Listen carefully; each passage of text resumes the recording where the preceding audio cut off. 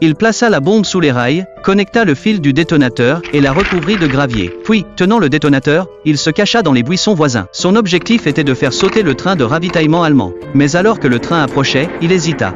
Des otages étaient attachés à l'avant de la locomotive. Pour éviter de blesser des innocents, Jimmy dut déclencher la bombe prématurément. Finalement, le train s'arrêta avant d'atteindre le point d'explosion sans subir de dégâts. Les troupes allemandes n'eurent plus qu'à réparer les rails pour poursuivre leur avancée. La mission avait échoué, Jimmy dut donc mettre en œuvre le plan B, mais les choses ne se passèrent pas bien à cause de l'explosion précédente. L'armée allemande envoya un grand nombre de soldats pour fouiller toute la forêt. Malgré une grave blessure à la jambe, Jimmy serra les dents et continua. Heureusement, il connaissait très bien le terrain local.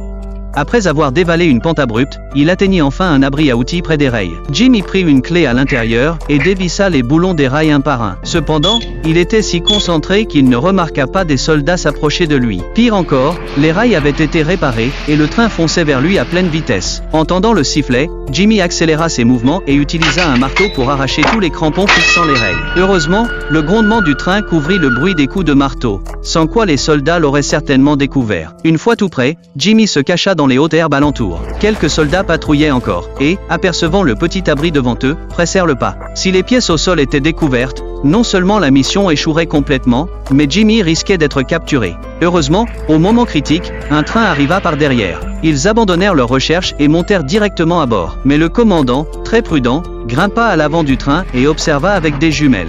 Il découvrit les rails démontés devant eux. Mais c'était trop tard, le train n'était plus qu'à quelques mètres du piège. L'énorme élan fit dérailler le train, qui s'arrêta net sur un amas de gravats.